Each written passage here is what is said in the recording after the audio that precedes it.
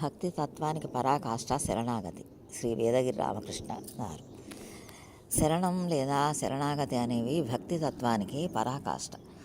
నేను భగవంతుడి వాడను, భగవంతుడు నావాడు అనేవి అప్పుడు శరీరం పట్ల, ప్రాణం పట్ల, మనస్సు పట్ల నాది అనే భావం ఉండదు. శరణాగతుడైన భక్తుడు తన కోసం చేసుకునేది ఏదీ ఉండదు. భగవద్గీతలో శ్రీకృష్ణుడు మామేకం శరణం వ్రత అని అంటాడు. అంటే వేరువేరు భావాలు మనసులో ప్రవేశించనీయక నన్ను శరణు కోరండి అని భగవంతుడే మనకు స్వయంగా చెప్పాడు. భగవంతుడు శరణాగతి అన్న వారి బాగోగులు తానే స్వయంగా చూసుకుంటాడు. కౌరవ సభలోకి ద్రౌపదిని దుశ్శాసనుడు ఈడ్చుకువచ్చాడు. ద్రౌపది తన శక్తి కొద్దీ పెనుగులాడింది. తన శక్తి ఉడిగిన స్థితిలో ఇక తనకు శ్రీకృష్ణుడే శరణ్యం అని భావించింది.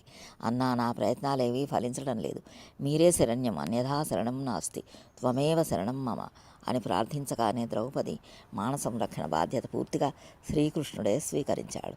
దుశ్శాసనుడు చీరలు లాగి అలసిపోయాడు. చీరలు గుట్టలుగా ఏర్పడ్డాయి. కానీ ద్రౌపదికి ఎటువంటి అవమానం జరగలేదు. అది శరణాగతి ప్రభావం అంటే.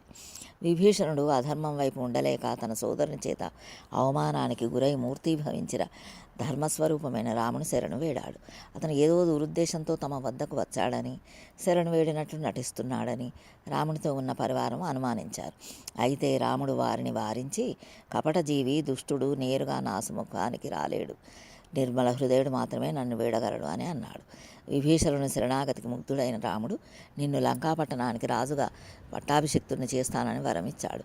విభీషణునిలోని సమదర్శత శరణాగతికి కారణమైంది. మరో కథ కూడా ఉంది. ఒక పర్యాయం రాముడు, సీత ఉద్యానవనంలో ఆసీనులై ఉండగా హనుమంతుడు వారిని సేవిస్తూ ఉన్నాడు. అక్కడ ఎంతో అందంగా ఉన్న చెట్టును వారు చూశారు. అందున దానికి ఒక తీగ అల్లుకొని మరింత శోభాయమానంగా కనిపిస్తోంది. ఈ లత వల్లనే వృక్షానికి శోభ వచ్చిందని రాముడు అన్నాడు. వృక్షమనేదే లేకుంటే తీగకు విలువ ఏముందని సీతాదేవి పలికింది. వెంటనే హనుమను చూసి వృక్షమే గొప్పది కదా అని ప్రశ్నించింది సీతాదేవి. అప్పుడు హనుమంతుడు, క్షమించమ్మా, నాకు వేరే విధంగా అనిపిస్తుంది అన్నాడు.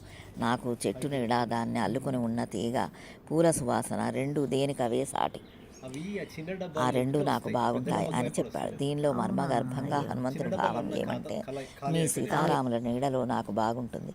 ఏ ఒక్కరి శరణములను శరణు పొందినా తృప్తి పాక్షికమే. మీ ఇద్దరు శరణు పొందితేనే సౌఖ్యమని. ప్రకృతి పురుషుల పట్ల శరణాగతి కలిగి ఉండడం సర్వోత్తమం. భగవంతుని శరణాగతి పొందినవాడు సదా నిశ్చింతగా ఉంటాడు. ఎందుకంటే మనసు, బుద్ధి అన్నీ ఆయనకే అర్పిస్తాడు.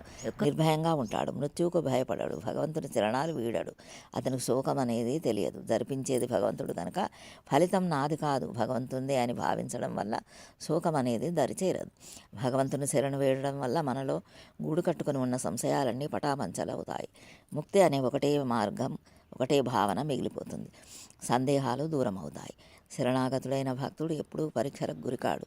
భగవంతునికి తనంతాను దత్తం చేసుకున్న తర్వాత భక్తుని పరీక్షించేందుకు వారి వద్ద తమకంటూ ఏమీ ఉండదు. కనుక ముముక్షువు అయినవాడు శరణాగతి భక్తిని ఆశ్రయిస్తాడు. సర్వం శ్రీకృష్ణార్పణమస్తు. జయ శ్రీమన్నారాయణ.